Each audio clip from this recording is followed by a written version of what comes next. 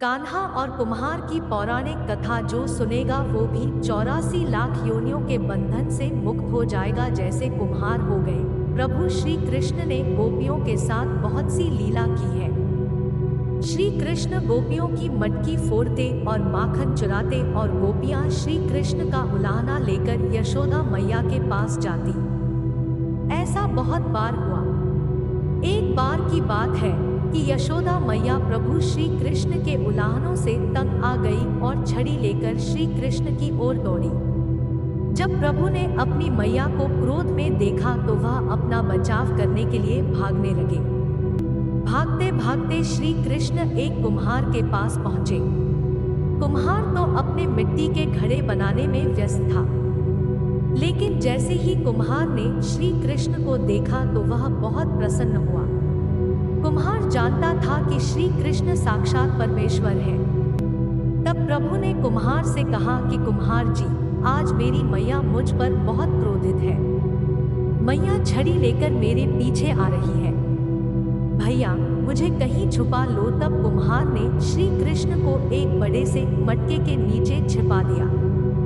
कुछ ही क्षणों में मैया यशोदा भी वहां आ गई और कुम्हार से पूछने लगी, क्यों रे कुम्हार, तूने मेरे कन्हैया को कहीं देखा है क्या?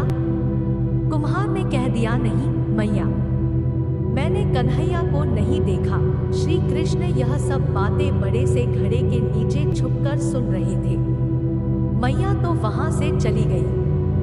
अब प्रभु श्री कृष्ण कुम्हार से कहते हैं, कुम्हार जी, यदि मैया चली गई हो तो मुझे इस घड़े से बाहर निकालो। कुम्हार बोला, ऐसे नहीं प्रभु जी, पहले मुझे 84 लाख यानियों के बंधन से मुक्त करने का वचन दो। भगवान मुस्कुराए और कहा, ठीक है, मैं तुम्हें 84 लाख योनियों से मुक्त करने का वचन देता हूँ।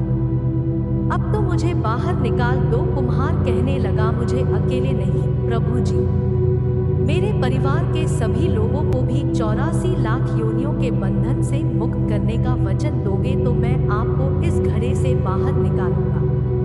प्रभु जी कहते हैं, चलो ठीक है, उनको भी 84 लाख योनियों के बंधन से मुक्त होने का मैं वचन देता हूँ। अब तो मुझे घड़े से बाहर निकाल दो। अब कुम्हार कहता है, बस प्रभु जी, एक विनती और है, उसे भी पूरा करने का वचन दे दो तो मैं आपको घड़े से बाहर निकाल दूंगा। भगवान बोले, वो भी बता दे, क्या कहना चाहते हो? कुम्हार कहने लगा, प्रभु जी, जिस घड़े के नीचे आप छुपे हो उसकी मिट्टी मेरे बैलों के ऊपर लाद के लाई गई है। मेरे इन बैलों को भी 84 लाख योनियों के बंधन से मुक्त करने का वचन दो। भगवान ने कुम्हार के प्रेम पर प्रसन्न होकर उन बैलों को भी 84 लाख योनियों के बंधन से मुक्त होने का वचन दिया। प्रभु बोले, अब तो तुम्हारी सब इच्छा पूरी हो गई, अब तो मुझे घड़े से बाहर निकाल दो। तब कुम्हार कहता है, अभी नहीं भगवान, बस एक अंतिम इच्छा और है, उसे भी पूरा कर दीजिए। और वह यह है, जो भी प्राणी हम दोनों के बीच के इस संवाद को सुनेगा उसे भी आप 84 लाख योनियों के बंधन से मुक्त करोगे। बस यह वचन दे दो तो मैं आपको इस घड़े से बाहर निकाल दूंगा।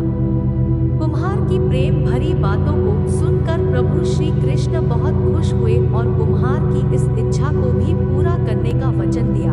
फिर कुम्हार ने बाल श्री कृष्ण को घड़े से बाहर निकाल दिया, उनके चरणों में साष्टांग प्रणाम किया, प्रभु जी के चरण धोए और चरणामृत लिया।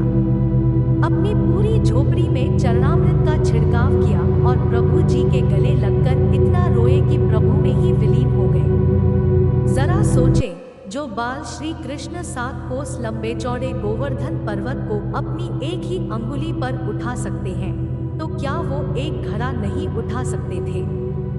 लेकिन बिना प्रेम रीझे नहीं नटवर नंद किशोर। कोई कितने भी यज्ञ करे, अनुष्ठान करे, कितना भी दान करे, चाहे कितनी भी भक्ति करे, लेकिन जब तक मन में प्राणी मात्र के लिए प्रेम नहीं होगा, प्रभु श्री कृष्ण मिल नहीं सकते।